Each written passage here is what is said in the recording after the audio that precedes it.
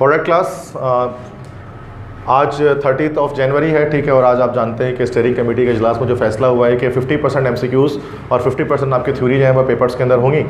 तो इसके हवाले से काफ़ी स्टूडेंट्स ने मुझसे कहा है कि जो है वो MCQs वगैरह की प्रिपरेशन के हवाले से मैं कुछ करूँ।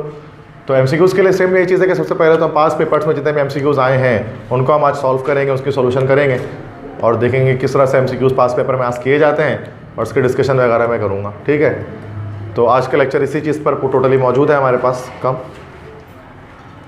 तो आज की मीटिंग में ये बात भी फिर तय हुई है कि जो पेपर्स आपके जो है वो 2 आवर्स के 2 घंटे के पेपर आपके होंगे एग्ज़ाम्स में, ठीक है। और 2 घंटे के एग्ज़ाम्स होंगे, उसमें 50% MCQs होंगे, 50% आपके सब्जेक्टिव होंगे, सेक्शन बी सेक्शन सी। तो इस हवाले से MCQs का एक बड़ा वेटेज MCQs का चला गया। पहले जस्ट जो है वो आपके पास 20 मार्क्स तक के MCQs का वेटेज होता था और अब जो है वो 15% मार्क्स तक के वेटेज है। उसका मतलब आपको MCQs की अच्छी प्रैक्टिस करनी पड़ेगी। MCQs की प्रैक्टिस के लिए क्या होता है कि आपको कॉन्सेप्ट अच्छी तरह से पता होने चाहिए और आपका हमने कंसेप्चुअल स्टडी की हो तमाम के तमाम टॉपिक्स की। तो ये पहले जो है वो मैं आपको चैप्टर 1 के MCQs करा देता हूँ पास पेपर के, introduction to fundamental concepts of chemistry. और 12 ईयर्स के MCQs 2009 से लेकर 2019 तक, 2020 में पेपर तो हुआ नहीं, तो इस साल जितने भी MCQs हैं वो यहाँ पर मैंने कलेक्ट करके यहाँ पर जमा कर दिए, ठीक है। और उसको सॉल्व करते हैं। वैसे आंसर्स इसके अंदर मौजूद हैं, ठीक है, बट जस्ट मैं कॉन्सेप्ट्स बताऊँगा कि इसका ये आंसर क्यों आ रहा है। तो ईयर मैंने शुरू में मेंशन कर दिया कि ये MCQs 2017 में आए, 19 में आए, तो ईयर्स आपको दिख सकते हैं सब में स्टार्ट में। तो अब 10 ईयर्स में चेक करो घर पे तो ऐसे ही MCQs होंगे, बस मैंने चैप्टर वाइज अलग अलग कंपाइल कर दिए, ठीक है। पहला है कि दिस हैज़ 5 सिग्निफिकेंट फिगर। इनमें से किस नंबर के अंदर जो है वो 5 सिग्निफिकेंट फिगर्स मौजूद हैं। तो यहाँ पर सिग्निफिकेंट फिगर कितने हैं इस नंबर की अगर हम बात करें तो so there are 1 2 3 significant figures are there. और अगर हम इसकी बात करें यहाँ कितने सिग्निफिकेंट फिगर्स हैं, there are also 3 significant figures. अगर हम यहाँ बात करें तो 1 2 3 4 5 and 6, there are 6 significant figures. This 0 is after decimal, तो ये आपके पास सिग्निफिकेंट है। And 21.521, now here are the 5 significant digits, so this answer is the correct one. तो हम एक एक करके सबको चेक करना है कि किसके अंदर सिग्निफिकेंट फिगर जो है 5 आ रहे हैं।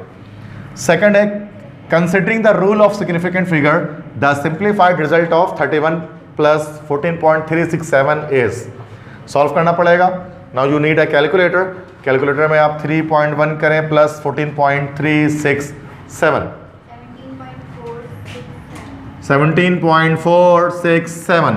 और हमें चूंकि सिंप्लीफाई करना है according to the rules of significant figure, तो हमें लीस्ट सिग्निफिकेंट डिजिट तक राउंड ऑफ कर देना है, ठीक है। तो यहाँ पर 2 डिजिट तक मतलब हमें राउंड ऑफ करना पड़ेगा इसे। तो पहले इस 7 को ड्रॉप करेंगे, 17.47 हो जाएगा। फिर इस 7 को ड्रॉप करेंगे, 17.5 हो जाएगा। तो 17.5 इज द करेक्ट आंसर, ठीक है। वेरी सिंपल, बहुत आसान होता है ये, MCQs में भी आ सकता है। द कैरेक्टरिस्टिक ऑफ 10 की पावर 3। तो हमने ये चीज़ पढ़ा था कि 10 के बेस पर लॉगरिथम के जब टॉपिक बता रहा था तो वहाँ मैंने मेंटिसा और कैरेक्टरिस्टिक इन दोनों के बारे में आपको बताया था। तो जो बेस 10 के ऊपर जो पावर होती है ना, दैट इज़ द कैरेक्टरिस्टिक। तो ये जो इसकी 10 की पावर 3 की कैरेक्टरिस्टिक जो है वो 3 है, क्योंकि जब हम इसका लॉग लेंगे, इसी नंबर का अगर हम लॉग ले लें तो आंसर क्या आ जाएगा 3.00 जितना भी कह लो। तो जो पॉइंट से पहले की जो वैल्यू होती है, जो इसके इंटीजर पार्ट होता है लॉगरिथम के अंदर, दैट इज कॉल्ड कैरेक्टरिस्टिक। और जो फ्रैक्शनल पार्ट होता है दैट इज कॉल्ड मेंटिसा। तो ये पॉइंट के बाद मेंटिसा होता है, ठीक है, क्लियर। नेक्स्ट है the volume of 3.01 into 10 to the power 23 molecules of N2 gas at STP will be. अच्छा, इसको जरूरी नहीं है कि आप कैलकुलेटर से सॉल्व करें, कुछ चीज़ें आप लॉजिकली भी सॉल्व कर सकते हैं, लॉजिक के थ्रू, ठीक है। Like how this can be solve by using the logic कि ये देखो, ये हमारे पास इतने मॉलिक्यूल्स हैं नाइट्रोजन गैस के। तो सबसे पहले देख लो कितने मोल्स हैं, ये हाफ मोल है ये, ठीक है। मॉलिक्यूल्स तो 3.01 into 10 की पावर 23 मॉलिक्यूल्स है ना। और एक मोल में कितने होते हैं, एक मोल के अंदर 6.02 into 10 की पावर 23 मॉलिक्यूल्स होते हैं। और हाफ मोल में कितने होंगे, 3.01 करके होते हैं। फ्रैक्शंस याद रखो, ठीक है। 3.01 हाफ हो गया, 6.02 1 हो गया, और 2 करेंगे तो फिर 6.02 का डबल 1.204 10 की पावर 24। ये इतने मल्टीपल्स आपको जहन में मेमोराइज होने चाहिए हर वक्त, कैलकुलेटर नहीं चलाना पड़ना चाहिए इनके लिए। हाँ, बाकी अगर 3.2 करके मल्टीप्लाई करना है कुछ ऐसा ऐसा करके, तो वो आपको कैलकुलेटर चलाना पड़ता है, ऐसे नहीं, मल्टीपल्स की सूरत में नहीं। और ज़्यादातर MCQs मल्टीपल्स की सूरत में आ रहे होते हैं, 2 से मल्टीप्लाई या 4 से मल्टीप्लाई, इस तरह से हो रही होती चीज़ें। तो ये जो आपके पास नंबर ऑफ मॉलिक्यूल्स है ना, ये half mole of number of molecules हैं। तो इसका मतलब इसके अंदर ये जो नंबर ऑफ मॉलिक्यूल्स है हाफ मोल के हैं। और एक मोल एसटीपी पर कितना ऑक्यूपाई करता है 22.41, हाफ मोल कितना करेगा 22.41 का हाफ, दैट इज 11.2। आप इसी को अगर आपका लॉजिक काम नहीं करता जाता कि सर हमारा लॉजिक तो नहीं काम करता, तो आप वोल बना लो, आप इसको जो है वो फॉर्मूले की मदद से कर लो कि वॉल्यूम का फॉर्मूला क्या होता है, वॉल्यूम बराबर किसके, मोलर वॉल्यूम, ठीक है, mass upon molecular mass into Na के बराबर है ना भाई, sorry not Na, mass upon molecular mass into 22.41, ठीक है, दिस इज द वॉल्यूम, या वॉल्यूम हम भी कह सकते हैं कि मोल इंटू 22.41, ये भी कह सकते हैं। अब चूंकि मोल नहीं है, मोल निकालने के लिए हमें एवोगाड्रो नंबर का फॉर्मूला लगाना पड़ेगा, number of particle equal to mole into Avogadro number. यहाँ से पहले आपका मोल आएगा, फिर मोल से यहाँ पुट करेंगे, फिर आएगा। तो इससे बहुत बेहतर होता है लॉजिक यूज़ कर लें। लॉजिक क्या है कि ये इतने number of molecules half mole होते हैं, एक मोल 22.41 डिकम्पोज करता है, तो हाफ मोल कितने करेगा 22.41 का आधा, दैट इज 11.2। पढ़ने वाले बच्चे जो ना टॉपर जो होते हैं वो इस तरह से सोचते हैं, और जो ऐसे ही होते हैं बस जो है डंकी टाइप जो मेहनत करने वाले होते हैं वो ले दे के पूरा सॉल्व कर रहे होते हैं। सॉल्व करने की जरूरत नहीं होनी चाहिए, लॉजिक कितना काम करना चाहिए हर बच्चे का, ठीक है। नेक्स्ट इसके बाद आते हैं हम, this one of the following pair has the same number of molecules. Same number of molecules किस में होंगे, ठीक है। अब यहाँ पर आपको 4 ऑप्शंस दिए हुए, 10 gram of hydrogen, 10 gram of methane, second है 10 gram hydrogen, 50 gram methane, third है 10 gram hydrogen, 80 gram methane, next है 10 ग्राम हाइड्रोजन, 16 ग्राम मीथेन। ना what you have to do, आपको इसके लिए हर एक के आपको जो है ना नंबर ऑफ पार्टिकल्स आपको नंबर ऑफ मॉलिक्यूल्स आपको निकालने पड़ेंगे। यहाँ पर इन दैट केस यहाँ पर जैसे 10 ग्राम ऑफ हाइड्रोजन है तो आपको इसमें निकालना पड़ेगा कि 10 ग्राम ऑफ हाइड्रोजन के अंदर कितने जो है वो नंबर ऑफ मॉलिक्यूल्स होता है। आप मोल्स भी निकाल सकते हैं, कोई ऐसा इशू नहीं है। अगर मोल्स सेम निकल रहे हैं तो नंबर ऑफ पार्टिकल्स भी सेम निकलेंगे, सिंपल सी बात है। देखो ये हो जाएगा 10/2 और ये हो जाएगा 10/16। इसका मतलब सेम तो नहीं निकलने वाले वैल्यूज उसकी। कटुया 10 ग्राम हाइड्रोजन 50 ग्राम मीथेन, 10/2 ये 5 हो गया, ठीक है, और ये 50 ग्राम मीथेन 50 अपॉन और CH4 हो गया 12 + 4 16, तो 2 5, तो ये 5 से नहीं हो रहा, तो ये भी नहीं होने वाला, ठीक है। अब देख लो 10 gram hydrogen and 60 gram methane, ये हो जाएगा आपके पास 10/2 दैट इज 5 आ गया, और 80 ग्राम मीथेन तो ये क्या हो जाएगा 80 डिवाइड बाय 16। क्या 16 5 से 80 होता है ना, उसका मतलब यही है। पूरा सॉल्व करने की जरूरत नहीं है, जैसे हमने देखा कि सेम नंबर ऑफ मोल्स आ रहे हैं तो नंबर ऑफ पार्टिकल भी सेम ही आ रहे होंगे, तो Na से मल्टीप्लाई करना पड़ेगा दोनों को, और क्या करना पड़ेगा। तो अगर नंबर ऑफ मोल्स सेम है तो नंबर ऑफ पार्टिकल सेम है, तो इसमें सिर्फ C ऑप्शन था। तो अब बोलो सर D भी तो हो सकता था, D क्यों नहीं लगा, तो D भी देख लो चेक करके, इसमें कौन सी बड़ी बात है। 10 डिवाइड बाई 2 ये हो गया 5, 16 ये हो गया 1, तो नहीं सेम आया तो गलत होगी, ठीक है। मतलब न्यूमेरिकल एनालिसिस करने के लिए आपके लॉजिक्स काम करने चाहिए अच्छे से। ड्यूरिंग एक्सपेरिमेंट्स, ये रट्टा है, during experiments average of several replicate measurements are taken. जब हम एक्सपेरिमेंट करते हैं ना तो एक बार वैल्यू नहीं लेते हैं, बार बार हम वैल्यू ले रहे होते हैं, बार वैल्यू ले रहे होते हैं। मिसाल के तौर पर जैसे टाइट्रेशन जब आप करते हैं कॉलेज के अंदर, तो जब टाइट्रेशन करते हो तो टाइट्रेशन की एक वैल्यू नहीं निकालते हैं, कम से कम 3 या 4 या 5 वैल्यू कॉलेज में निकलवा रहे होते हैं आपसे। क्यों भाई, एक वैल्यू में भी तो पिंक कलर आ गया ना, तो वही नोट कर लें। लेकिन बार बार क्यों निकाल रहे होते हैं, because it is more reliable, ये ज़्यादा रिलायबल होता है। रिलायबल मतलब काबिल भरोसा है ना, क्योंकि डॉलेंस रिलायबल है बोलते हैं ना, तो रिलायबल का मतलब इस पर भरोसा किया जा सके, तो इस पर भरोसा कर सकते हैं। ज़्यादा एक्यूरेसी बढ़ जाती है ना, एक्यूरेट हो जाता है ज़्यादा वो, तो रिलायबिलिटी उसकी बढ़ जाती है। नेक्स्ट है the number of moles in 58.5 gram of NaCl। 58.5 gram of NaCl के अंदर नंबर ऑफ मोल्स कितने होंगे, तो मोल्स का फॉर्मूला मास अपन मॉलिक्यूलर मास, मास है 58.5, NaCl का मॉलिक्यूलर मास में निकलता है 58.5, दोनों को डिवाइड करोगे 1, सही है, सिंपल, वेरी सिंपल।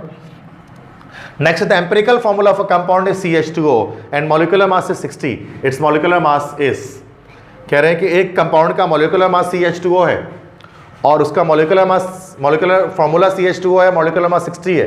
आप बताइए उसका molecular formula क्या होगा। तो molecular formula बताने के लिए सबसे पहले आपको N की वैल्यू पता होनी चाहिए ना, और N बराबर किसके होता है भाई, MFM डिवाइड बाई EFM, ठीक है। अच्छा, एम्पिरिकल फॉर्मूला दिया भाई, दिस इज एम्पिरिकल फॉर्मूला। तो मॉलिक्यूलर फॉर्मूला मास है 60 और एम्पिरिकल फॉर्मूला मास क्या निकल जाएगा, 12 + 2 + 16 30। तो ये आ गया, N की वैल्यू आ गई 2 आ गया, फिर CH2O को 2 से मल्टीप्लाई कर दो, C2H4O2, this is the correct answer, ठीक है। साथ बैक, ठीक है, तो this is the correct answer. समझ में आया कैसे हुआ ये एवरीबॉडी, ओके। तो MCQs हमने यहाँ तक कर लिया था ना। नेक्स्ट आते हैं 2012 में MCQs आया था 3.01 × 10⁻23 मॉलिक्यूल्स। देखो बच्चे, जैसे ये आ गया ना, अभी आगे नहीं पढ़ रहा है मैं, क्या वाले के बाद जोड़ तो छोड़ दो जो भी लिखा हुआ है, इतने मॉलिक्यूल से मतलब मैं ऐसे ही समझ जाऊंगा ये 0.5 मोल है, हाफ मोल है ना, 1 मोल में 6.02 पावर 23 होता है, ये हाफ मोल है। अब आगे देखते हैं क्या लिखा हुआ है। Of oxygen get STP occupy कितना करेगा, 1 मोल ऑक्यूपाई कितना करता है 22.41, हाफ मोल कितना करेगा, अच्छा ये गलत एमसीक्यू, गलत आंसर दिया हुआ है, ठीक है, क्योंकि 6.02 × 10 की पावर 23 मॉलिक्यूल्स अगर होते वो 1 मोल होता, वो ऑक्यूपाई करता है 22.41 डेसीमीटर क्यूब मोलर वॉल्यूम, और अगर हाफ कर दोगे नंबर ऑफ मॉलिक्यूल का तो फिर वॉल्यूम भी हाफ हो जाएगा, तो ये गलत आंसर है, इट शुड बी 11.2 dm³, ठीक है। तो ऐसा नहीं, गलत आंसर भी हो सकते हैं इसके अंदर, तो मैं बता दूंगा यहाँ पर गलत आंसर। 2010 है, which of the following has the same number of molecules at STP, किसके पास सेम नंबर ऑफ मॉलिक्यूल होंगे एसटीपी पर, यहाँ पर आपको क्या करना पड़ेगा, निकालना पड़ेगा, ठीक है। तो वॉल्यूम आप जानते हैं, वॉल्यूम का फॉर्मूला होता है n × 22.41, ठीक है। अच्छा, सेम नंबर ऑफ मॉलिक्यूल्स पूछे जा रहे हैं, तो n मोल बराबर हो गया V/22.41, वॉल्यूम को डिवाइड कर दोगे 22.41 से नंबर ऑफ आपको मोल्स पता लग जाएंगे, ठीक है। अच्छा, अब यहाँ पर volume divide by 22.41 number of mole है, और यहाँ 1 dm³ ऑफ नाइट्रोजन और ऑक्सीजन, दोनों के 1 dm³, इन दोनों के 500 cm³, इन दोनों के 100 cm³, तो वॉल्यूम तो सबका सेम ही रख रहे हैं, इसका भी 1 dm³, इसका भी 1 dm³, नंबर ऑफ मोल दोनों के सेम ही निकल जाएंगे, तो नंबर ऑफ मॉलिक्यूल भी सेम निकल जाएंगे।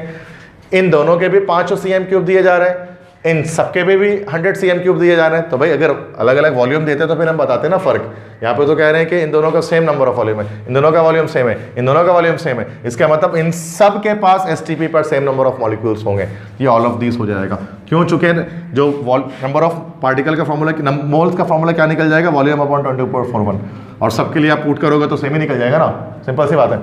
हाँ, अगर अलग अलग करते हैं 1 dm³ नाइट्रोजन है और 0.2 dm³ O2 है, फिर चेंज हो जाता, लेकिन ये तो कह रहे हैं कि एक ही कंटेनर के अंदर ये दोनों गैस हैं, इसमें भी दोनों गैस, उसमें भी दोनों गैसेस हैं, तो नंबर ऑफ अगर वॉल्यूम सेम होता है तो वॉल्यूम सेम होने पर नंबर ऑफ पार्टिकल्स भी सेम होते हैं और मोल्स भी सेम होते हैं गैसेस के लिए, ठीक है, सिंपल। नेक्स्ट है कि विच of the following contains 2 significant figure, बहुत सिंपल। कितने सिग्निफिकेंट फिगर है इसके अंदर, 1 सिग्निफिकेंट फिगर इज देयर, इसमें 1 स्टार्टिंग 0 नॉन सिग्निफिकेंट है, इसमें 1 स्टार्टिंग 0 नॉन सिग्निफिकेंट, इसमें 2 सिग्निफिकेंट फिगर है, डी ऑप्शन करेक्ट हो गया। 2009 का एमसीक्यूज है, at STP 0.1 mole of a gas occupies the volume, 1 mole करता है 22.41, 0.1 कितना करेगा, 22.41 को डिवाइड कर दो 10 से, तो डिवाइड किया 10 से तो 2.241, यार कैलकुलेटर क्यों चला रहे हो, पॉइंट पीछे हो जाएगा 10 से डिवाइड करने पर, और क्या होगा 2.241। मेरी बात समझ रहे हो, ये लॉजिक जरूरी होनी चाहिए, आगे जाकर एप्टीट्यूड टेस्ट में भी आपको बैठना, E CAT, M CAT, MD CAT सारे करने हैं, उस वक्त अगर कैलकुलेटर चलाने का नहीं, कैलकुलेटर होता ही नहीं उसमें, फिर बिना कैलकुलेटर के आंसर देना पड़ता है, तो आपको ये लॉजिक फर्स्ट ईयर से डेवलप करनी चाहिए, इस तरह के क्वेश्चन आप बिना कैलकुलेटर के सॉल्व कर सकें, वो बिल्कुल वही आ जाएगा 22.41। आप बोलोगे सर वॉल्यूम का फॉर्मूला ये तो होता है, नंबर ऑफ मोल्स होता है, ठीक है, अच्छा क्या 2.1 मोल है ना, तो यहाँ पर नंबर ऑफ मोल्स इंटू 22.41, तो सर ठीक है 0.1 मल्टीप्लाई कर दिया, बिल्कुल सही कर रहे हो, तो इसमें क्या फ़र्क पड़ रहा है, लेकिन इसमें हम क्या कर रहे हैं कि यहाँ पर जो है वो हम इसमें डायरेक्ट भी बता सकते हैं, क्योंकि 1 मोल का जब जो है वो 22.41 है, तो 0.1 मोल का क्या होगा भाई 2.241 हो जाएगा, ऐसे भी वही आंसर आएगा कर लोगे तो, इसमें क्या फॉर्मूला लगा लोगे तब भी same answer should be there. But जिस दिन आपका लॉजिक काम करना शुरू कर दिया ना, उस दिन आपके लिए दुनिया का हर सब्जेक्ट आसान हो जाता है, ठीक है। अगर आप हर चीज़ में कैलकुलेटर उठा के सॉल्व करना शुरू कर दोगे ना, तो फिर मतलब आपको मुश्किल लग रहा है, ठीक है, मतलब आपको इंटरेस्ट या तो नहीं आ रहा उस चीज़ के अंदर, और जब आपको इंटरेस्ट आना शुरू ना, मज़ा आना शुरू हो जाए जिस दिन, उस दिन कैलकुलेटर की जरूरत नहीं रहती है, उस दिन आपका दिमाग काम कर रहा होता है और आप आंसर दे रहे होते हैं, ठीक है। यहाँ पर देखो ना कितने की मैंने कौन से कैलकुलेटर चलाए, डायरेक्ट मैं आंसर बता रहा हूँ सब में, ये आंसर होगा, ये आंसर होगा, मेरे हाथ में कैलकुलेटर है ही नहीं, तो उसके कोई नीड ही नहीं है इसके अंदर। नेक्स्ट है कि ये देखो, a beaker contains 180 gram of water contains, कोई कैलकुलेटर नहीं चाहिए, 18 ग्राम पानी होता है 1 मोल, है ना, 18 ग्राम ऑफ वाटर 1 मोल होता है, क्योंकि मॉलिक्यूलर मास क्या है वाटर का 18 है, 18 ग्राम का 1 मोल हो गया आपके पास, चूंकि मोल क्या होता है mass upon molecular mass, 18/18 equal to 1 हो गया, तो 1 मोल के पास नंबर ऑफ पार्टिकल्स कितने होते हैं 6.02 × 10 की पावर 23, मतलब 18 ग्राम के पास।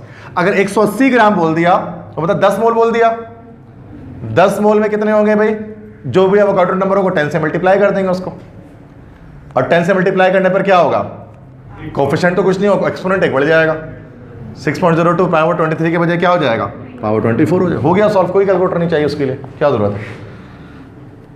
नेक्स्ट है 2009, 1 cm³ is equal to dash dm³। अब आप जानते हैं कि 1 cm³ कितने dm³ के बराबर होता है। हम ये तो पता है कि एक dm³ के अंदर जो है वो 1000 सेंटीमीटर क्यूब होते हैं, ऐसे ही होता है। अगर इसका रिवर्स जाना हो, 1 करना हो, तो इसको डिवाइड बाय 1 डिवाइड बाय 1000 हो जाएगा। ये dm³ इक्वल टू 1 cm³, तो 1 डिवाइड बाय 1000 क्या होगा, 10 की पावर -3, तो 10 की पावर -3 dm³। क्लियर? तो ये जितने भी MCQs थे 2009 से लेकर 2020 तक ये मैंने सारे सॉल्व करा दिए 10 ईयर्स के अंदर जो होते हैं। ठीक है, कोई इशू, नो इशू मोर। नेक्स्ट चैप्टर पे बढ़े आगे। ठीक है, ओके। सो चैप्टर नंबर 2 है द 3 स्टेट्स ऑफ मैटर। ठीक है, मादे की 3 हालतें। उसके अंदर अब जो इसके भी MCQs आए, जितने भी काफ़ी सारे MCQs आए हैं इसके अंदर। ठीक है, तो हम सॉल्व करने की कोशिश करते हैं। फर्स्ट MCQ है, gas behaves ideally at these conditions.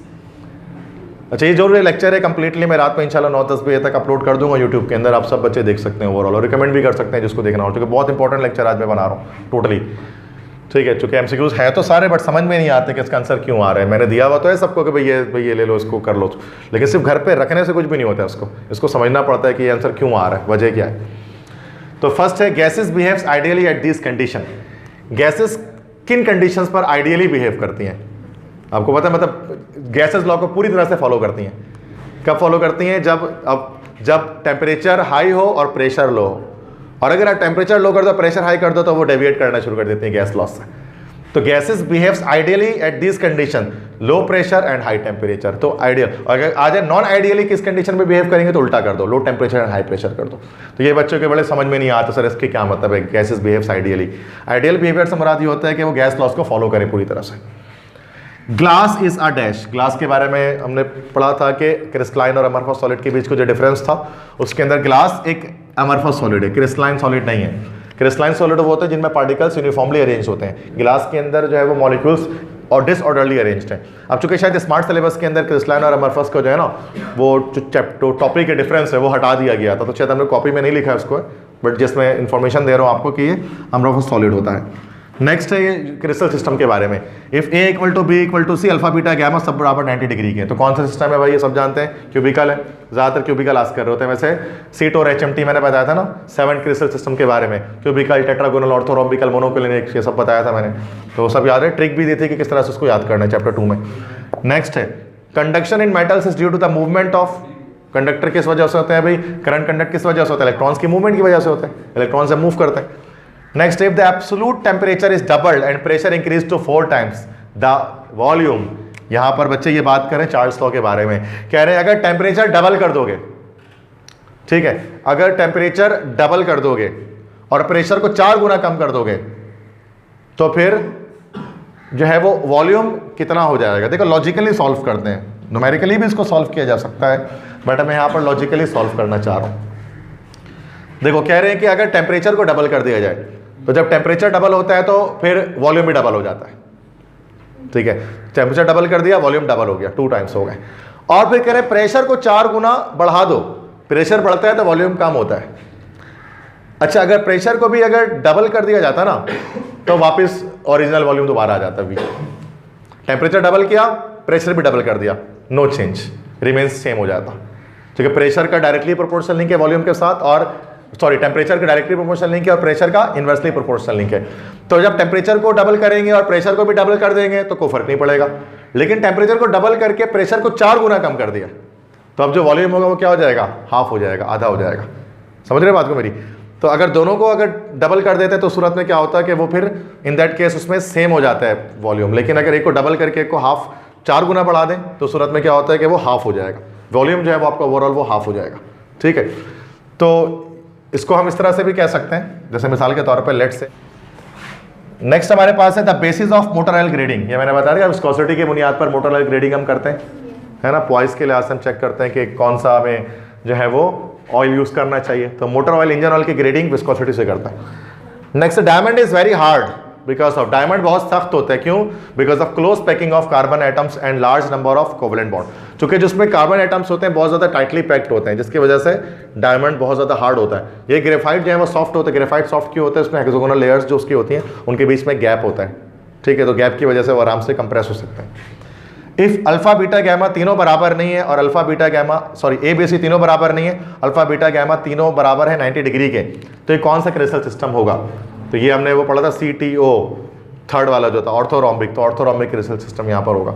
इसके पूरी लिस्ट मैंने बनाई भी, उसको आप वहाँ पर देख लेना।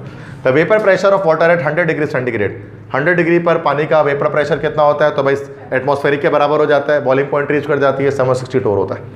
क्योंकि 100 डिग्री वो टेम्परेचर होता है ये वाटर का बॉइलिंग पॉइंट, और बॉइलिंग पॉइंट वो टेम्परेचर होता है जब लिक्विड का अपना वेपर प्रेशर बाहर के प्रेशर के बराबर हो जाता है, और बाहर का प्रेशर 1 ATM होता है नॉर्मली, ये 760 टोर होता है, तो वेपर प्रेशर भी 760 टोर हो जाएगा इस टेम्परेचर के अंदर। नेक्स्ट है the process in which a solid directly change into vapour without passing through liquid space, very simple, sublimation, solid से डायरेक्ट गैस बन जाना बिना लिक्विड स्टेट में पास हुए। नेक्स्ट है 11 on Kelvin scale absolute zero is equal to 0 Kelvin होता है या तो या -273 डिग्री सेंटीग्रेड। अगर केल्विन में बोले तो 0 केल्विन है, जो लीस्ट पॉसिबल टेम्परेचर भी उसको हम कहते हैं, या -273 डिग्री सेंटीग्रेड। एक चार्ल्स लॉ के अंदर मैंने आपको लिखा है एब्सोल्यूट टेम्परेचर में। ये the number of crystal system on the basis of unit cell is, unit cell की बुनियाद पर टोटल 7 तरह के क्रिस्टल होते हैं, सीट और HMT याद होगा आपको, 7 क्रिस्टल सिस्टम जिसको हम कह रहे थे। 13 है the value of R gas constant when pressure is expressed in newton per metre square, तो आप जानते हैं 8.315 निकलता है, जो 0.0821 है, उस वक्त जो है वो प्रेशर एक्सप्रेस किस में होता है? ATM में। जब प्रेशर को ATM में रखेंगे तो 0.0821, और जब प्रेशर को न्यूटन पर मीटर स्क्वायर में रखेंगे तो फिर 8.314 जूल पर केल्विन। चैप्टर 2 में हमने निकाला था ना value of R into different units, तो वहां मैंने सिखाया था कैसे निकलता है ये। नेक्स्ट है real gases are nearer to identity at, अच्छा nearer to identity, real gases identity में आती हैं, कब आती हैं? अच्छा यहाँ पर जो है ना वो गलत हो गया है, high temperature and low pressure नहीं होना चाहिए, इसके रिवर्स होना चाहिए, इसको होना चाहिए था low pressure and high temperature. मतलब रियल गैस और आइडियल गैस दोनों एक जैसी हैं। एक जगह पर ऐसा होता है कि आप रियल गैस को आइडियल गैस से आइडेंटिफाई कर सकते हैं, डिस्टिंग्विश कर सकते हैं, वो उस वक्त कब? बहुत लो टेम्परेचर और बहुत हाई प्रेशर पर। क्योंकि बहुत लो टेम्परेचर बहुत हाई प्रेशर पर रियल गैसेस गैस लॉज को फॉलो नहीं करती हैं, फिर हम समझ जाते हैं यार ये वाली गैस रियल गैस है, आइडियल गैस नहीं है। तो रियल गैस की आइडेंटिफिकेशन कब होती है? कि जब टेम्परेचर बहुत लो और प्रेशर बहुत हाई हो। तो ये गलत है यहाँ पर, ठीक है। तो कभी कभार सॉल्व पेपर्स के अंदर भी 10 ईयर्स में भी गलत लगा होता है आंसर, तो उसको सही कर लेना चाहिए। Capillary action of liquid is due to surface tension. Capillary action बताया था ना कि जो लिक्विड ऊपर रेस कर रहा होता है स्ट्रॉ से, वो कैपिलरी एक्शन कहलाता है। Two solids having the same crystal structure are called, वो बताया था आपको, आइसोमॉर्फिज्म। और अगर एक ही क्रिस्टल एक से ज्यादा एग्जिस्ट करे फॉर्म में तो फिर पॉलीमॉर्फिज्म। तो आइसोमॉर्फिज्म पॉलीमॉर्फिज्म का कॉन्सेप्ट बताया था। And ideal gas obeys gas laws under this condition. Ideal gas हर कंडीशन पे गैस लॉस को फॉलो करती है, at all temperature all pressure. और रियल गैसेस कब फॉलो करती हैं? हाई टेम्परेचर लो प्रेशर पर फॉलो करती हैं, ठीक है। The instrument use to measure atmospheric pressure, pressure को नापने के लिए कौन सा आला यूज करते हैं? बैरोमीटर। बैरोमीटर एक वो आला है, इंस्ट्रूमेंट है, जिसकी मदद से हम प्रेशर को मेजर कर रहे होते हैं, ठीक है। ऊपर करें और करें और करें, करते जाए, ठीक है। और करें और करें, काफ़ी सारे MCQs हैं इसके, ठीक है। उफ 28 MCQs आए 5 पेपर। चलो ठीक है, next. In SI system the unit of pressure, ऐसे सिस्टम में प्रेशर की यूनिट क्या होती है? किलोग्राम मीटर पर सेकेंड स्क्वायर को और क्या कह सकते हैं हम? बोलो, न्यूटन कह सकते हैं। क्या हो गया? या तो हम इसको कह सकते हैं पास्कल, और पास्कल के अलावा और क्या कर सकते हैं? न्यूटन के केस में क्या कह सकते हैं? न्यूटन पर मीटर स्क्वायर कह सकेंगे ना भाई। प्रेशर क्या होता है? Force per unit area. तो फोर्स क्या है? Force newton, area metre square. Newton per metre square बोल दो, या पास्कल बोल दो, या kilogram metre per second square बोल दो, ठीक है। ये इसके डिफरेंट हमारे पास जो है वो यूनिट्स हैं प्रेशर की। अच्छा, नेक्स्ट है the volume of a gas would theoretically be zero. Volume कब होता है जीरो गैस का? एब्सोल्यूट जीरो पर। एब्सोल्यूट जीरो पर होता है, वॉल्यूम जीरो हो जाता है। टेम्परेचर कम कर दिया जाता है, एक वक्त टेम्परेचर ऐसा आता है कि जब वॉल्यूम उसका जीरो हो जाए, तो वो कब होता है जीरो? या एब्सोल्यूट टेम्परेचर पर, 0 केल्विन पर, या सेंटीग्रेड पर क्या लिखना पड़ेगा? -273 degree centigrade. Very very simple MCQs। Karachi का कोई बच्चा गलत लिख कर नहीं आ सकता उसको, इतनी आसान बात है ये। Zero theoretically volume zero gas तो कब होगा? गैस वानिश कब होगी? एब्सोल्यूट टेम्परेचर पर। The internal resistance of a liquid, liquid fluid friction हम क्या कहते हैं? Viscosity. The total pressure of a mixture of gases is the sum of the partial pressure of each gas present in the mixture is given by, ये हमने ये reduce हो गया था सिलेबस में, इसी को हम लोग कहते हैं Dalton's law of partial pressure. तो वो इसकी स्टेटमेंट है यहाँ पर।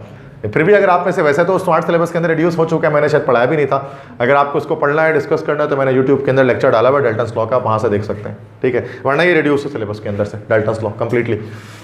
23 है, a gas at 0 kelvin, 0 kelvin पर जो गैस होती है वो क्या हो जाती है, वैनिश हो जाती है, गायब हो जाती है, ठीक है, वॉल्यूम से 0 हो जाता है, जब वॉल्यूम 0 होगा तो गैस गायब हो जाएगी। The unit of viscosity poised भी होती है, मिली पॉइस भी होती है, सेंटी पॉइस भी होती है, ठीक है। सेकेंड पॉइस चूंकि एक बहुत बड़ी यूनिट है तो उसकी छोटी यूनिट्स को इस्तेमाल किया जाता है, सेंटी पॉइस, मिली पॉइस इस्तेमाल करते होते हैं। पॉइजेल एक साइंटिस्ट था, उसने बताया था, उसके नाम पर पॉइस है, ठीक है। Evaporation is a cooling process, पता है ना, जब चीज़ें लिक्विड एवोपोरेट हो रहा होता था वो ठंडा हो रहा था बजाय गर्म होने के। The melting point of those substances which expand on melting increases when the pressure is, ये आपके रिड्यूस सिलेबस का पार्ट है, एनोमलस एक्सपेंशन से कैप्टन चेंजेस का होगा, मैं इसको डिटेल में भी नहीं जा रहा इसकी। 27 है, the atmospheric pressure recorded in different places at the same time is given below, वो मैंने दिया था आपको मॉक के अंदर भी। नथिया गली, हुंजा, मरी और गिलगित, ये 2017 में आया था ये एमसीक्यूज ना। कह रहे हैं बताएं एटमॉस्फेरिक प्रेशर अलग अलग जगहों पर रिकॉर्ड किया गया। वाटर बॉयल्स फर्स्ट, पानी सबसे पहले बॉयल कहाँ होगा, जहाँ पर एटमॉस्फेरिक प्रेशर सबसे कम होगा। तो सबसे कम एटमॉस्फेरिक प्रेशर कहाँ पर है, यहाँ पर 700, 650, 710, 600 नहीं, यहाँ पर हुंजा नहीं हो सकता, टट्टा लगा के आ गए घर से तुम लोग।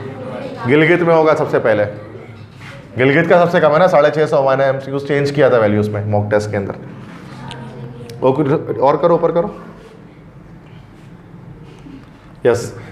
इन द डायग्राम गिवन बिलो, एक डायग्राम नीचे बनाया हुआ है, कह रहे कि the name of the reverse process of B, मतलब लिक्विड का वेपर बन जाना, ये बी प्रोसेस को कहा जा रहा है। अगर वेपर लिक्विड बन जाए तो आप जानते हैं इसको क्या कहते हैं, कंडेंसेशन कहते हैं, मतलब गैस का लिक्विड में कन्वर्ट होना, दैट इज कंडेंसेशन। चैप्टर 2 के फर्स्ट लेक्चर में मैंने बताया था, जब मैं बता रहा था कन्वर्जन किस तरह से होती है स्टेट्स की डिफरेंट। द रेट, अच्छा ए बी बराबर नहीं है सी के, अल्फा बीटा गैमा बराबर 90 डिग्री के। 7 क्रिस्टल सिस्टम आप देखोगे तो ये टेट्रागोनल होता है। सेकंड वाला होता है सीटोर, पहला क्यूबिकल और फिर उसके बाद ये कट कर देते हैं, ये टेट्रागोनल, फिर ये भी कट हो जाता है ऑर्थोरोम्बिकल, इस तरह से होता है। The rate of diffusion of CO2 is equal to that of, rate of diffusion किसके बराबर होगा, जिसका मॉलिक्यूलर मास बराबर होगा CO2 के। कार्बन डाइऑक्साइड कितना हो गया भाई 44 और किसी को वो देख लेते हैं, CH4 का 44 नहीं 16 होता है, तो कट गया ये। CO का तो जाहिर सी बात है नहीं होगा बराबर। SO2 की बात करें 64 होता है उसका, ये भी कट गया। इसका निकालते 12 × 3 + 8, 36 + 8 कितना हो गया 44 हो गया। तो ये आपका कार्बन डाइऑक्साइड का, और ये आपके पास प्रोपीन C3H8, यस प्रोपेन है, ये गैस है। तो प्रोपेन और कार्बन डाइऑक्साइड इन दोनों का जो है वो सेम आपके पास रेट ऑफ डिफ्यूजन होगा, चूंकि मॉलिक्यूलर मास दोनों का सेम है। द ऐसा यूनिट ऑफ विस्कोसिटी, विस्कोसिटी कैसे यूनिट क्या है भाई, न्यूटन सेकंड मीटर स्क्वायर बताया था आपको, वो मैंने फॉर्मूला प्रेशर इनटू टाइम करके बताया था ना। प्रेशर इनटू टाइम होता है ना विस्कोसिटी, याद है सबको। प्रेशर क्या होता है न्यूटन पर मीटर स्क्वायर, और टाइम क्या होता है second, Newton per metre square into second. ये ऐसा सिस्टम यूनिट हो गई, ठीक है। निकालना भी बताया था किस तरह निकाला जाता है। क्लियर सारे 31 MCQs, सारे के सारे everything start to end clear है, परफेक्ट है। कोई मुश्किल MCQs तो नहीं आ रहा ना, मतलब जो चीज़ हमने पढ़ी हुई है क्लासरूम लेक्चर्स के अंदर उन्हीं में से चीज़ें आस्क की जा रही हैं टोटली हर तरह से। ओके, चैप्टर 3 की तरफ आते हैं। द स्ट्रक्चर ऑफ एटम, और पास पेपर में चेक करते हैं इसके क्या क्या MCQs आए हैं, ठीक है। फर्स्ट है the following pair of ions is iso electronic. Iso electronic का क्या मतलब होता है कि सेम नंबर ऑफ इलेक्ट्रॉन जो है वो किन दो पेयर्स के अंदर जो है वो मौजूद होंगे, ठीक है। तो अब देखते हैं, आइसो मतलब होता है same, iso mean same number of electron किन दो के पास होंगे। तो सोडियम पॉजिटिव, सोडियम के पास 11 होते हैं और एक निकल गया तो N+ है 11 इलेक्ट्रॉन। मैग्नीशियम के पास 12 होते हैं तो 2 निकल गए, तो मैग्नीशियम +2, सॉरी 11 होते हैं, एक निकल गया तो क्या हो गया 10। अब मैग्नीशियम के पास 12 होते हैं, 2 निकल गया तो 10, पहले ही वाला सही हो गया। बट रट्टर तो नहीं लगाना है, आगे भी चेक करें, क्या पता उसमें भी कोई आ जाए। F- फ्लोरीन का होता है 9 होता है एटॉमिक नंबर ना, 9 इलेक्ट्रॉन होता है। माइनस मतलब 10 इलेक्ट्रॉन हो गया, एक बढ़ गया। ऑक्सीजन का होता है 8 होता है ना, एटॉमिक नंबर पे बात कर रहे हैं, number of electron atomic number show कर रहा होता है, 8 होता है, एक बढ़ गया तो फिर 9, तो ये आइसो इलेक्ट्रॉनिक नहीं आइंस है। लिथियम पॉजिटिव, लिथियम का एटॉमिक नंबर 3 प्लस मतलब 2 इलेक्ट्रॉन, Na+ 10 कट गया, खत्म। S-2 सल्फर एटॉमिक नंबर 16, -2 मतलब 2 इलेक्ट्रॉन बढ़ गया, बोले तो 18। ऑक्सीजन 8 होता है, 2 बढ़ गया तो कितना 10, गलत। तो आइसोइलेक्ट्रॉनिक बस पहले ही है। तो आइसोइलेक्ट्रॉनिक का अगर मैं पूछ लूँ आपसे तो आप इस तरह बताते हो, this one of the following colours has the shortest wavelength, shortest wavelength जिसकी हाईएस्ट फ्रीक्वेंसी होगी उसकी शॉर्टेस्ट वेवलेंथ होगी। और आप जानते हैं वॉयलेट कलर जो है वो आपके पास शॉर्टेस्ट वेवलेंथ और हाईएस्ट फ्रीक्वेंसी में होता है। देखो 2013 में पूछा, 15, 19 में सब में पूछ रहे हैं कि सवाल अलग अलग ईयर्स में। ये देखो ये इसमें 2010, 13, 15, 19 यही पूछते जा रहे हैं, ठीक है। तो कितना आसान है। The n+l value of 5d orbital, 5d orbital की n+l वैल्यू, n क्या हो गया इसका 5 हो गया, और l वैल्यू कितनी होगी d की, टेस्ट है यार आज जल्दी बताओ, 3 होती है, नहीं सॉरी 2 होती है, ठीक है। 5 + 2 कितना हो गया, 7 हो गया। तो आज तो टेस्ट है, आज तो उसको लाजमी आपको सही से बताना है जल्दी जल्दी में। फोर्थ है the value of Planck's constant h 6.625 10⁻⁻34 joule second, ठीक है। This series of lines is produced when the electron jumps from the 4th orbit to the 2nd orbit. कौन सा सीरीज ऑफ लाइन प्रोड्यूस होती है जब second, वो लो बेटा पहले बोतल पी लो, अरे यार सारे ट्रिक दी हुई है, लो बेटा पहले बोतल पी लो, लाइमन बामर पासन ब्रैकेट फंड, बामर सीरीज, सिंपल यार, इसमें कौन सी बड़ी बात है, लिखा होगा बामर सीरीज, सही है।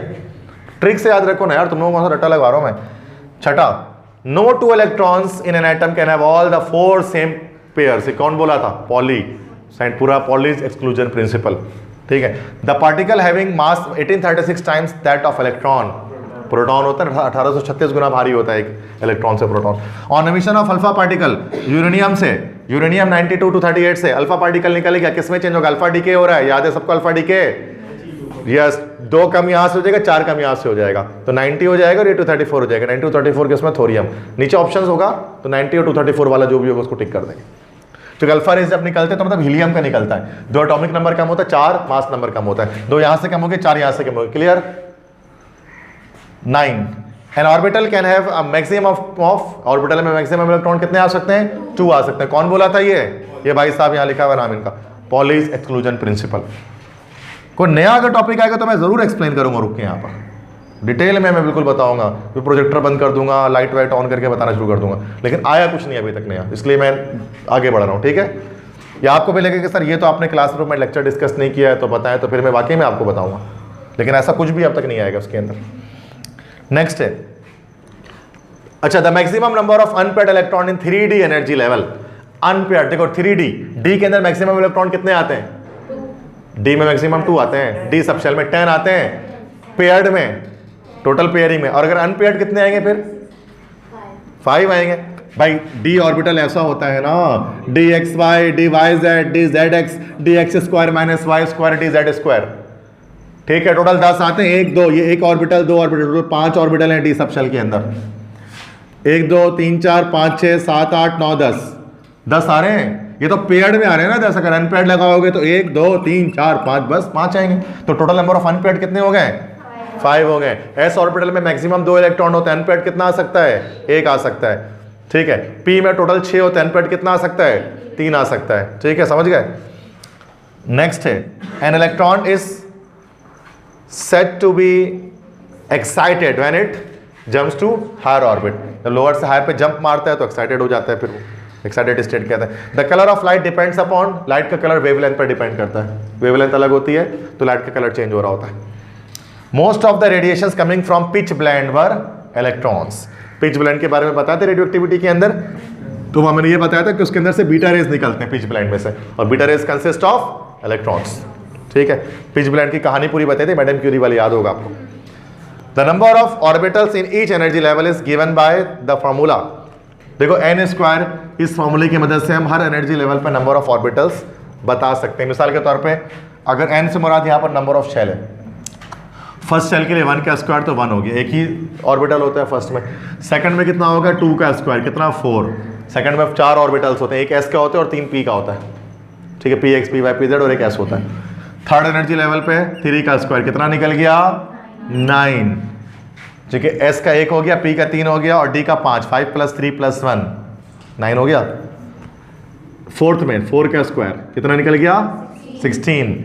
10 ऑर्बिटल हो गए f के, 5 हो गया किसका भाई, 5 हो गए d के, ठीक है। तो यहाँ पर 4 का स्क्वायर 16, ठीक है, उसमें s p d f चारों होते हैं। s का 1 हो गया, सॉरी s का 1 ऑर्बिटल है, एस का 1 ऑर्बिटल है, पी का 3 ऑर्बिटल है, डी का 5 ऑर्बिटल है और एफ का 7 ऑर्बिटल है। टोटल मिलाकर तो 16 हो जाएगा। ठीक है, तो ये एन स्क्वायर जो फॉर्मूला है उसके जरिए हम क्या बता सकते हैं कि किसी भी शेल में नंबर ऑफ ऑर्बिटल्स कितने होंगे। और अगर आपसे पूछा गया जाए कि नंबर ऑफ इलेक्ट्रॉन्स का फॉर्मूला बताइए, इलेक्ट्रॉन्स कितने होंगे, तो इससे पहले क्या लगा दोगे 2 एन स्क्वायर। इससे हम नंबर ऑफ इलेक्ट्रॉन्स बता सकते हैं, क्योंकि जितना ऑर्बिटल होता है उसका डबल इलेक्ट्रॉन होता है, जो कि एक ऑर्बिटल में 2 इलेक्ट्रॉन आ रहे होते हैं। सही है, तो यहाँ पर एक बार पूछ लिया था कि तो बच्चे ने क्या 2n स्क्वायर लगा दिए थे बहुत सारे बच्चे। आप सिर्फ उन्होंने पूछा नंबर ऑफ इलेक्ट्रॉन्स बताओ, नंबर ऑफ ऑर्बिटल पूछ रहा है, तो वो सिर्फ n स्क्वायर होता है। The energy level, the energy of each quantum of radiation is directly proportional to its, ये प्लांक्स जो क्वांटम थ्योरी होती है, energy directly proportional to frequency, E is directly proportional to nu. ऊपर करो उसको जरा, सामने आया तक है मेरे, ऊपर कर दो उसको, सामने आ जाता है मेरी। ठीक है, okay, clear, good. The uncertainty principle is applied to, uncertainty principle किस पर अप्लाइड होता है, इलेक्ट्रॉन पर अप्लाइड होता है। और किसने दिया था अनसर्टेनिटी प्रिंसिपल, हाइसेनबर्ग अनसर्टेनिटी, और 1925 में I think so. Okay, quantum number values for 3D orbital के लिए क्वांटम नंबर वैल्यू n और l की क्या होगी, n की वैल्यू कितनी हो जाएगी उसके लिए 3 हो जाएगी, और d की वैल्यू और l की वैल्यू कितनी हो जाएगी d के लिए, s के लिए कितनी, s के लिए 0, p के लिए 1, d के लिए 2, f के लिए 3, तो d के लिए कितनी हो गई 2 हो गई। ऐसे बना लिया करो फॉरन से, अगर नहीं ध्यान में आ रहा हो तो। SPDF होता है 0, 1, 2, 3 azimuthal quantum number. 18 the potential energy of an electron can be donated by, वो पोटेंशियल एनर्जी हमने निकाला था ना, उसके अंदर मैंने बताया था K Q1 Q2 upon R। ठीक है, तो यहाँ पर क्या आ जाएगा, यहाँ पर तो ये आके आपके पास Q1 Q2 K हो गया, Q इलेक्ट्रॉन था, फिर माइनस इलेक्ट्रॉन था अपॉन R, तो ये K E square upon R। Q E की जगह पर हम शायद कुछ और, क्या, yes ZE,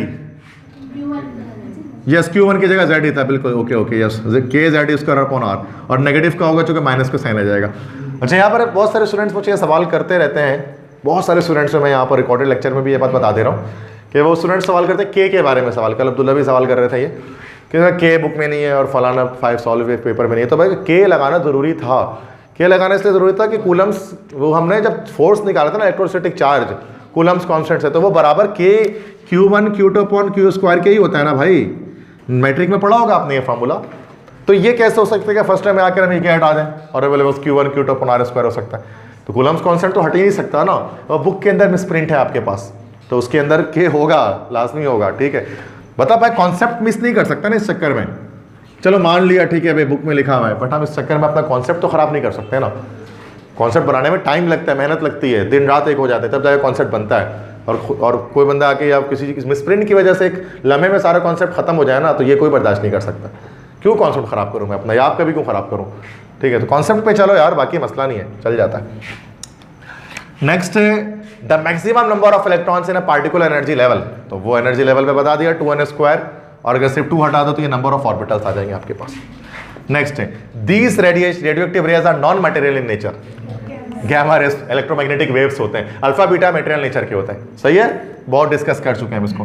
the maximum number of electrons that can be accommodated in f orbital, f में मैक्सिमम इलेक्ट्रॉन कितने आते हैं 14 आते हैं, d में कितने आते हैं 10 आते हैं, p में कितने आते हैं 6 आते हैं, s में कितने आते हैं 2 आते हैं। क्लियर सारे 21 MCQ जिसके अंदर चैप्टर 3 क्लियर सारा। ठीक है, चलो आज आपका टेस्ट भी चैप्टर 8 है तो हमारे पास, दैट इज केमिकल काइनेटिक्स। इसके फास्ट पेपर के MCQs हम चेक करते हैं। फर्स्ट है the energy profile diagram for an exothermic reaction is, एक एक्सोथर्मिक रिएक्शन हमारे पास दिया गया है, उसकी एनर्जी डायग्राम दी गई है। ठीक है, 15 जूल पर रिएक्टेंट है, ठीक है, और ये 40 जूल पर जाकर प्रोडक्ट की फॉर्मेशन हो रही है, उसके बाद एनर्जी डाउन हो रही है। तो ये बेटा जो 15 जूल आपके पास है ना, ये वाला एनर्जी, ये इंटरनल एनर्जी है, सही है, और ये 0 जूल है। और ये 40 जूल जिस पर जाकर रिएक्शन स्टार्ट हो रहा है, तो ये कौन सी एनर्जी है पता है सबको, थ्रेशोल्ड। ओके, थ्रेशोल्ड एनर्जी है ये। क्या कह रहे थे, energy of activation, activation energy कितनी होती है, क्या करना पड़ता है उसके लिए, थ्रेशोल्ड में से इंटरनल माइनस कर दें, 40 में से 50 माइनस करें, कितना आ जाएगा 25 जूल। तो दिखने में कितना बड़ा डायग्राम बना दिया, पता नहीं क्या होगा, इतना मुश्किल करना कुछ भी नहीं है। नेक्स्ट है कि रेट का इक्वेशन दी गई है, K इंटू अमोनिया का square, keeping the other condition same, if the concentration of ammonia is increased by 4 times then the initial rate of reaction X will be, अच्छा देखो ऑर्डर ऑफ रिएक्शन, वही जो कल बात हो रही थी ना, अब्दुल्ला भी मुझसे पूछ रहे थे। देखो अगर एक रिएक्शन हम इस तरह से लिखते हैं ना, अगर R X over D T is equal to K, कोई एक रिएक्टेंट लिख ले तो यहाँ पर सिंगल रेट वाला, जैसे PCl3, जरा समझना है और इसको, ये फर्स्ट ऑर्डर रिएक्शन है। फर्स्ट ऑर्डर रिएक्शन में जिस स्पीड से कंसंट्रेशन बढ़ेगा उसी स्पीड से रेट भी बढ़ेगा, इसी को रेट लॉ कहते हैं। अगर कंसंट्रेशन डबल कर दोगे ये भी डबल हो जाएगा, कंसंट्रेशन 4 टाइम कर दोगे तो ये भी 4 टाइम हो जाएगा। क्लियर? अब ये देखो अगर यहीं पर अगर लिखा हुआ है NH3 का square, now this is not the first order reaction, this is the second order reaction. इसमें क्या होगा, अब अगर आप कंसंट्रेशन को बढ़ाएंगे ना, डबल करेंगे, तो ये डबल नहीं हो गया, 4 टाइम्स हो जाएगा। अब स्पीड चेंज हो जाएगी, जब आप कंसंट्रेशन डबल करोगे तो रेट 4 टाइम्स हो जाएगा, कंसंट्रेशन 4 टाइम करोगे तो फिर ये 16 टाइम्स हो जाएगा। ठीक है, तो यहां कह रहे हैं कि अगर कंसंट्रेशन अमोनिया की 4 गुना बढ़ा दी जाए तो रेट ऑफ रिएक्शन कितना हो जाएगा, 16x, 16 टाइम्स, मतलब वो बढ़ जाएगा। सेकंड ऑर्डर के लिए अलग मसला होता है, फर्स्ट ऑर्डर के लिए अलग इशू होता है। जो तुम न्यूमेरिकल सॉल्व कर रहे थे ना, वो सेकंड ऑर्डर का था, फर्स्ट ऑर्डर का नहीं था, इसलिए चेंज आ गया उसमें। नेक्स्ट है, थर्ड है, photochemical reactions which proceed only under the influence of light are of the order. Photochemical reaction का ऑर्डर कल मैंने एक्सप्लेन किया था आपको, 0 ऑर्डर होता है जो कि सूडो मॉलिक्यूल इसमें इन्वॉल्व होता है, वेरी सिंपल।